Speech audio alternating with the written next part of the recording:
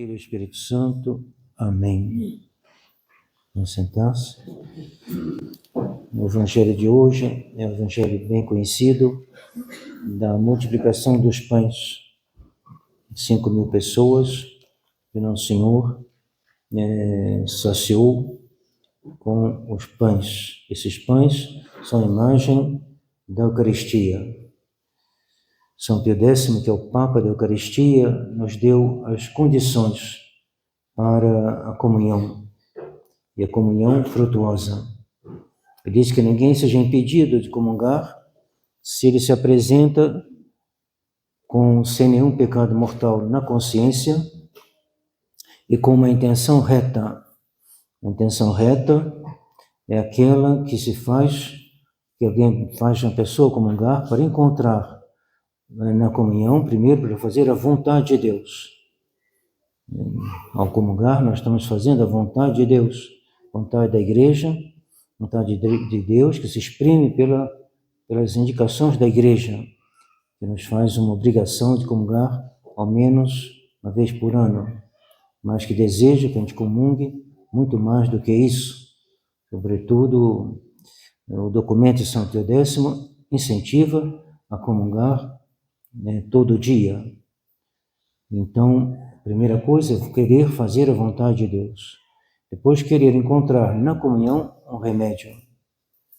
Havia muita discussão no passado, nos séculos passados, a respeito das condições, porque muitos consideravam a comunhão uma recompensa. Então, sendo uma recompensa, tinha que vir as condições para merecer poder comungar.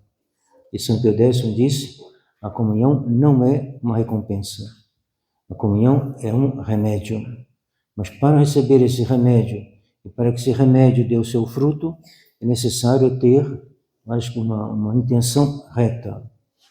Essa intenção reta, então, é querer fazer a vontade de Deus e querer encontrar nela um remédio. Esse remédio será eficaz se a alma realmente se apresentar contrita, ou seja, que ela tenha feito uma boa confissão.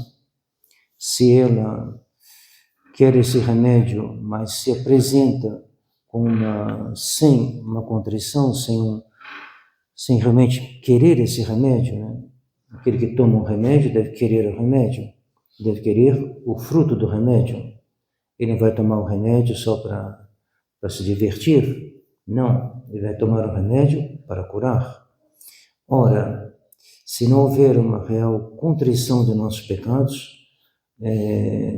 esse remédio esse remédio espiritual, não poderá dar o fruto que se espera.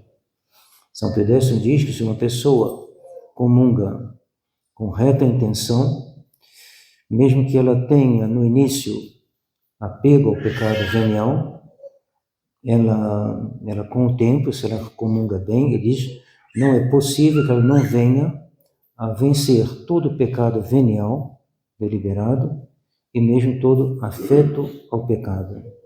Praticamente é a santidade. Mas ele diz que se a alma procurar com reta intenção, então nós devemos nos examinar. Por que minhas comunhões não mudam a minha vida? Por que eu comungo e recaio nos mesmos pecados? Devemos pensar que a culpa é nossa. A culpa não é da comunhão. A culpa não é de Nosso Senhor. A culpa não é de uma falta de eficácia da comunhão. Porque se eu comungo, confissão e comunhão vão juntos. A confissão nos prepara para a comunhão. Não é necessário comungar toda semana, mas é necessário que a confissão. É necessário confessar toda semana, embora seja bom. O que é essencial é que eu deteste meus pecados e que eu vá comungar com essa disposição que me levou para confessar. Os dois vão juntos. Se eu tenho real contrição, eu vou fugir das ocasiões de pecado. Hoje em dia, o mundo moderno nos põe constantemente em ocasião de pecado. Então, o que eu devo fazer é pedir a Deus, rezar, se for necessário um retiro, se não, que ao menos eu pare para pensar por que que eu caio tantas vezes nos mesmos pecados. O que que eu posso fazer para fugir desses pecados? E a primeira coisa é fugir das ocasiões. Se São Pio X diz, se eu comungar frequentemente, com reta intenção, não é possível que eu não vença meus pecados, até a sua última resquício na minha alma. Por quê? Porque a comunhão tem uma virtude infinita, é Deus Ele mesmo. A gente recebe Nosso Senhor, que é o Criador de todas as coisas, Nosso Senhor, que nosso Redentor, Deus Ele mesmo.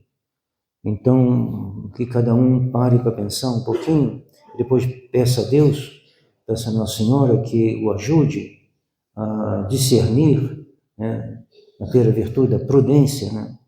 O que eu devo fazer para não recair nesse pecado? Às vezes é uma coisa que não é muito difícil, mas que a gente não faz por falta de prudência, por falta de atenção. Então, a gente deve olhar bem, fazer um exame, não só o exame dos nossos pecados, mas o exame da nossa facilidade em se pôr em ocasião de pecado. Por que eu me ponho nessa ocasião? Por que eu não combato essa ocasião? Por que eu não suprimo essa ocasião? Primeira coisa, é possível suprimir essa ocasião? Então, às vezes não é possível. Mas, se é possível, olha a culpa que eu tenho. Está ali na minha mão, eu tenho ocasião, eu tenho os meios, eu tenho tudo para afastar essa ocasião de pecado, e eu não afasto. O Senhor vai me pedir contas. Você podia, não era nada impossível, e você não fez nada. Então eu tenho que fazer, né? Tenho que fazer. Então, se uma coisa lhe faz mal, o Senhor disse, se o seu olho é ocasião de escândalo, arranque o seu olho, uma expressão forte, né? Não é para arrancar o olho, mas para abaixar os olhos, para não olhar, mas tem que fazer alguma coisa. Pois é melhor, diz Nosso Senhor, entrar no céu sem um olho do que cair no inferno com os 2 olhos. Então eu tenho que botar um pouco de energia. Posso dizer assim, bom, eu pequei, mas na próxima vez eu não vou pecar, de qualquer maneira, bom, isso não é muito importante. Se eu pensar assim, eu estou no mau caminho, porque eu vou pecar de novo, e se eu ter um acidente de carro, eu vou para o inferno, simplesmente. Então eu tenho que falar, não, isso aqui é mais importante do que qualquer outra coisa, que a minha alma está em jogo. Eu tenho que falar, não, eu tenho que encontrar uma solução, uma estratégia. Na guerra, ganha quem tiver a melhor estratégia. Um bom general, ele tem estratégia. Ele olha, ele conhece o inimigo, ele conhece o terreno onde vai ser a luta, né? Ao menos se procura lutar num terreno que ele conhece, e ele então usa da força, mas usa também da estratégia. E assim sai vencedor. Até no futebol tem uma estratégia. Um bom técnico é que tem uma boa estratégia. E como é que nós, uma coisa muito mais importante do que o futebol, coisa muito mais importante do que a própria guerra, em certo sentido, né?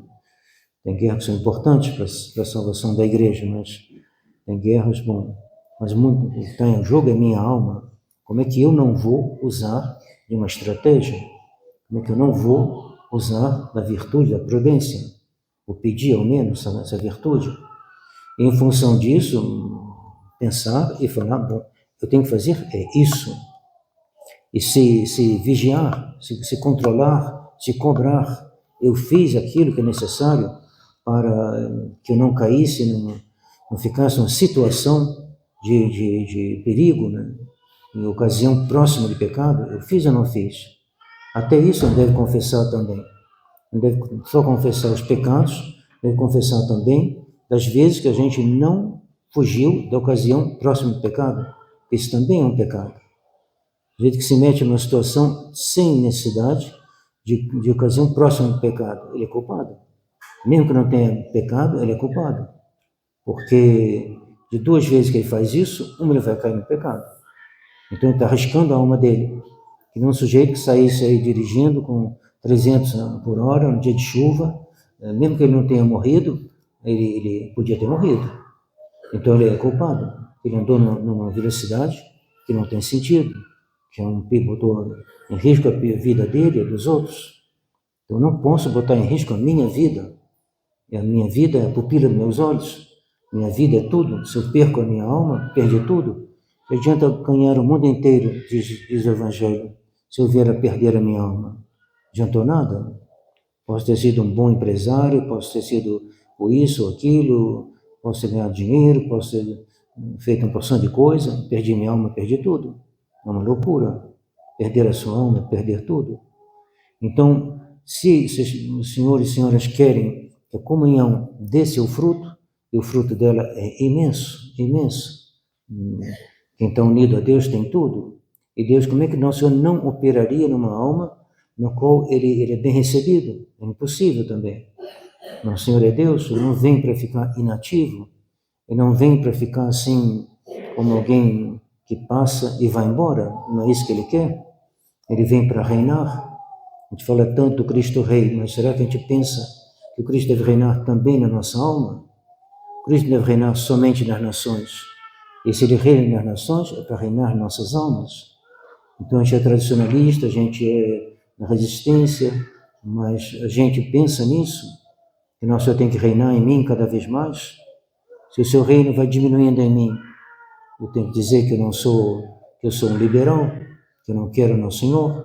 Liberal é aquele que não quer o reino de Nosso Senhor. Então toda vez que a gente se comporta de tal maneira que Nosso Senhor não reina em nós, estamos tendo uma atitude liberal. A gente não se dá muito conta do pecado do liberalismo, mas bom, é bom ler aquele livro, né? O Liberalismo é um Pecado, aquele padre espanhol. O nome dele é um pouquinho complicado, Sardá Salvani, né? Então, é bom ler esse livro, porque a gente não se dá muito conta.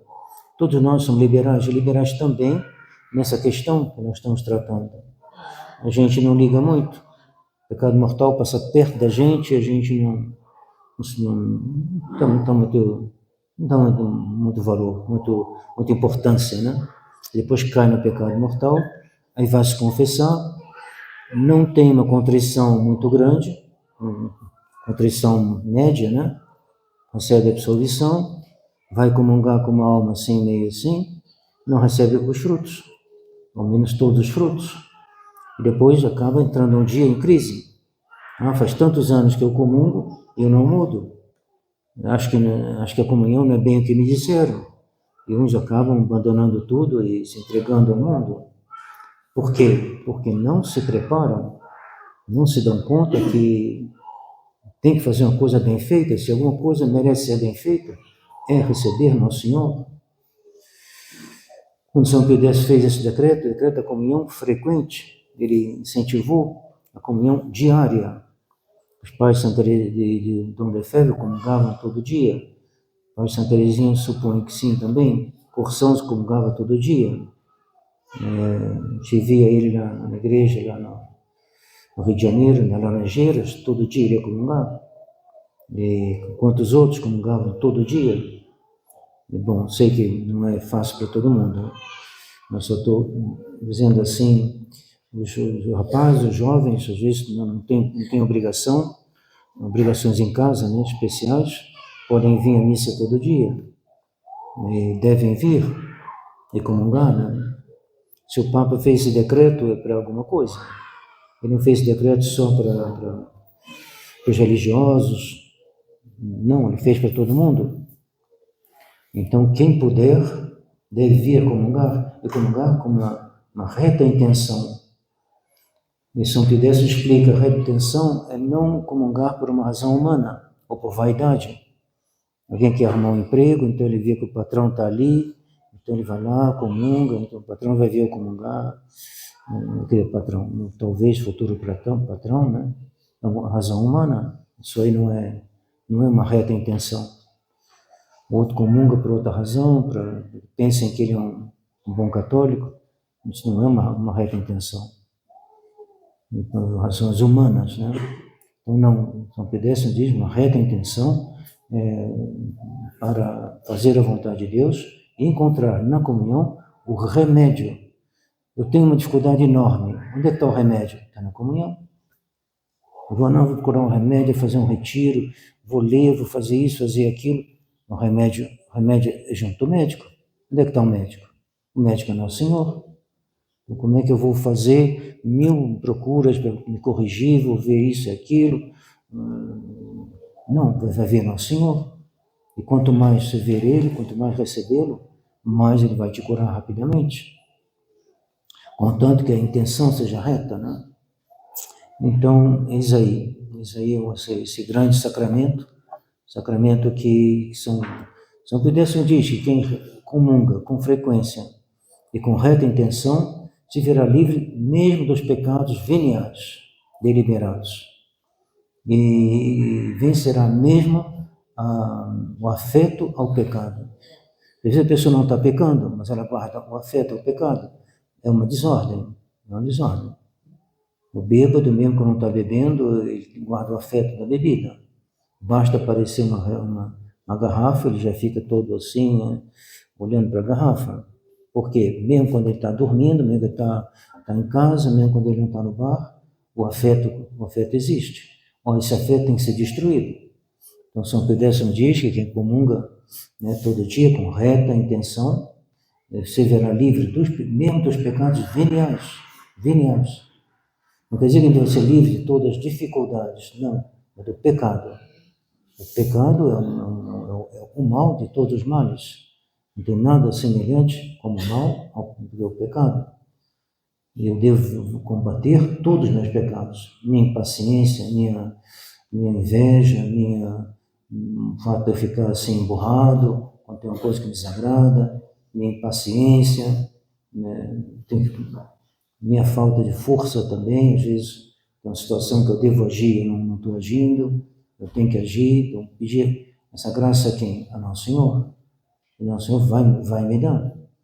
Ele é o nosso remédio. Ele é o único remédio realmente universal, é Nosso Senhor. Então peçamos a Ele. E quando Ele fez o decreto das crianças da comunhão precoce, houve resistência de alguns padres da França, talvez outros também, e de alguns cardeais também, algum cardeal menos, e foi interessante a resposta de São Pio X. Um cardeal perguntou para ele, mas Santo Padre, as crianças não têm noção da grandeza da comunhão, como é que eles podem, de toda a grandeza, né, da comunhão, como é que eles podem comungar? Ele olhou o cardeal e falou, e Vossa Eminência tem? O cardeal Camabuco foi embora. E os padres franceses diziam um pouquinho assim, comunhão precoce, a criança novinha ainda, como é que ela vai fazer? Verdade, às vezes pode a criança recomungar sem ter noção do que está fazendo, isso não é bom. Por isso tem que ser bem preparado. Os pais não devem ficar assim, a todo custo, né, fazer uma competição, né, com o filho que vai comungar mais cedo, né, com 6 anos, com 5 anos, o outro lá quer botar com 4, mas não é isso. Mas se a criança está realmente bem disposta, que ela distingue o pão eucarístico do pão comum, e que ela mostra devoção e desejo de receber, e consegue assimilar o catecismo do seu, né, correspondendo à sua idade, pode sim, pode comungar com 5 anos, houve crianças que comungaram com muito proveito, com 4 anos, porque foram bem preparados em casa, e também a inteligência se despertou cedo também, né? Então, isso é um grande bem. Os padres franceses, então, que faziam uma oposição, São Pio X falou, haverá santos entre as crianças. Então, e houve santos entre as crianças. Seria bom que houvesse santo entre as crianças aqui, porque é o tesouro da igreja. O tesouro da igreja é Deus e as almas. E as almas santas, né? E as almas santas, mais ainda, né? Então, preparem bem seus filhos, deem um bom exemplo, procurem recorrer ao Senhor na comunhão, e que haja também entre seus filhos almas santas. Houve um grande número de crianças santas, pelo menos um certo número. Ana de Guiné na França, Guido de Fongalan também na França, acho que houve na Irlanda, houve uma menina que comunhou muito cedo, acho que foi a mais cedo de todas, na Holanda, houve na Colômbia, houve aqui no Brasil também, houve na Espanha, e todas essas crianças são fruto do decreto de São Pio X. Por quê? Porque elas comungaram estando em estado de graça e com reta intenção, uma grande retidão de intenção, um grande desejo sobre Nosso Senhor. Quanto maior o desejo, maior é o fruto da comunhão. Quando a gente comunga por costume, por hábito, por rotina, não, o Senhor não gosta disso. Eu entro na fila assim, olhando para cima, olhando para trás, estou ali porque estou acostumado a comungar, mas vou para a comunhão como alguém que vai na fila do ônibus. Isso não pode. Depois não se pergunta por que a comunhão não faz um efeito grande na minha alma. Porque você comunga muito mal. E nem apenas, talvez, você fez um ato de fé antes de comungar, mas talvez você nem fez. Foi assim, entrou na fila, comungou, voltou para o banco, já vai pensando o que vai fazer depois da missa, e não está muito interessado, e aí, aí é assim. Então, pensamos a Deus que é ao contrário, que a gente se dê conta da grandeza, se dê conta que Deus, pela graça do Espírito Santo, aumente em nós essa atenção às grandes realidades, aos grandes mistérios. Quanto mais atenção tem a alma, mais ela se inflama, assim, pelo desejo de mudar, de se unir a Deus. Mas se a união com Deus não diz nada para uma alma, nem ela procura incitar nela, e o que pode nos excitar é o estudo. Uma alma que não lê nada, ela fica morta, fica tíbia, fica morna. Mas uma alma que procura saber, procura ler sobre a Eucaristia, sobre a doutrina, sobre Nosso Senhor, ela tem interesse, tem que se forçar o interesse. Porque, naturalmente, a gente não tem interesse pelas coisas sobrenaturais. Não temos. Qual o interesse que tem para nós a Santíssima Trindade? Não tem interesse. Eu tenho interesse pelo meu café da manhã, pelo se eu vou aumentar o salário, o futebol, o que eu vou fazer hoje, encontrar tal pessoa. Então, eu tenho que parar e dizer, não. Deus é mais do que as criaturas. Deus é mais que um salário. Então, eu tenho que me forçar. Eu vou ler, eu quero ler, não quero fazer da minha vida uma correria e chegar no último dia, o que você fez para Deus? Nada. Não quero fazer isso. Para os monges também é difícil. O monge tem que se levantar cedo, depois tem que fazer a Lexia Divina, às vezes ele não está com vontade, às vezes ele não fica assim, ele tem que se forçar. Às vezes também doente também, mas tem que encontrar uma outra hora para fazer a Lexia Divina. Todos nós temos que nos esforçar. Mas quem se esforçar, verá o prêmio. Esse prêmio não será pequeno. Que Nosso Senhor nos ajude a compreender essas grandes verdades. Em nome do Pai, do Filho e do Espírito Santo. Amém.